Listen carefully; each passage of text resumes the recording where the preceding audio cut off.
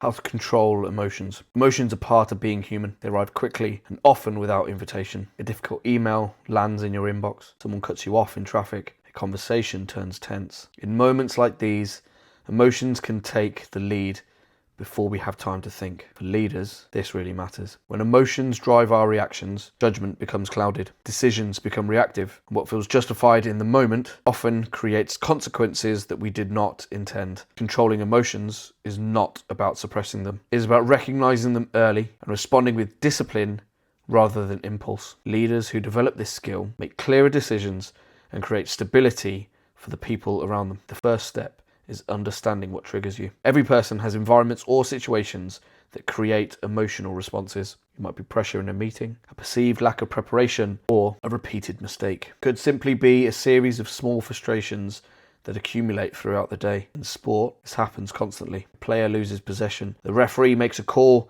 that feels unfair. Momentum shifts and frustration rises. In those moments, it's easy to react emotionally. One reckless decision, one reaction driven by anger can place the entire team at a disadvantage. And the same pattern appears in organizations. A rushed decision, a sharp response, an unnecessary comment. Small emotional reactions can ripple outward and affect far more people than we realize. Recognizing your triggers is therefore essential. Here at Kaizen Summit, we often refer to those as red flags. These are the signals that tell you that emotions are beginning to take control. Increased heart rate, rising frustration, a sense of urgency to react immediately. Those signals are not weaknesses, they are indicators. When you recognize them early, you have an opportunity to step back before emotion drives your behavior. That step back is what we call detachment. Detachment is the ability to pause, to gain perspective, and then evaluate what is happening without letting emotion dictate the next action. It does not mean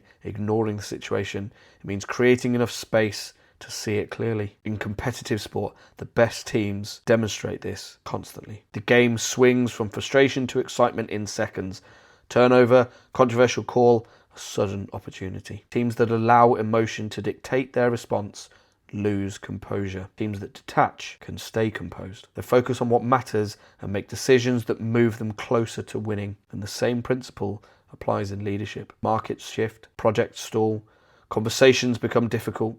In these moments, the leaders who detach are the ones who make the best decisions. They assess what is happening and they consider what is within their control, and then they act deliberately. Detachment can be described simply: relax, look around, make a call. When individuals practice this consistently, they solve problems rather than create new ones. They strengthen relationships rather than damage them, and they bring clarity when situations feel chaotic. Detachment is not something that happens automatically. It is a skill that must be practiced, and that practice begins with awareness. Know your triggers.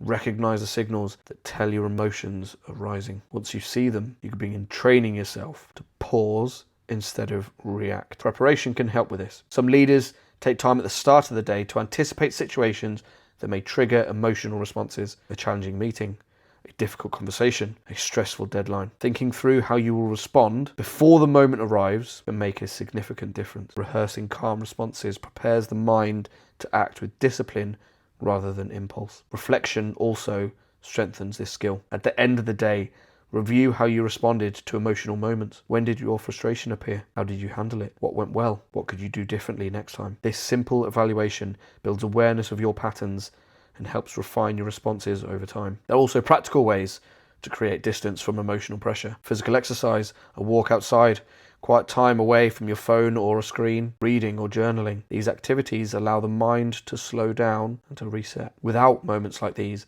emotional pressure accumulates, stress builds up, decisions suffer, and relationships begin to strain. Learning to detach prevents that spiral. It's important to remember that detachment does not mean becoming emotionless. Effective leaders are not robots. They care about the people around them. They show empathy, passion, and commitment. The difference is that they know when emotion should guide connection and when it should step aside so that clarity can lead. The leaders who master this balance create calm environments even during pressure. Their teams trust them, their decisions remain steady, and their example teaches others how to respond when emotions rise. Emotional control is therefore not simply a personal skill, it is a leadership responsibility. When leaders recognize their triggers, practice detachment, and evaluate their responses, They create conditions where better decisions are possible. Strong leadership isn't loud, it's not bolshy, it is composed. It is deliberate, it is disciplined. The ability to pause, look around, make the right call in the middle of emotional pressure is one of the most valuable capabilities a leader can develop, because in the moments when emotions run highest, influence matters most.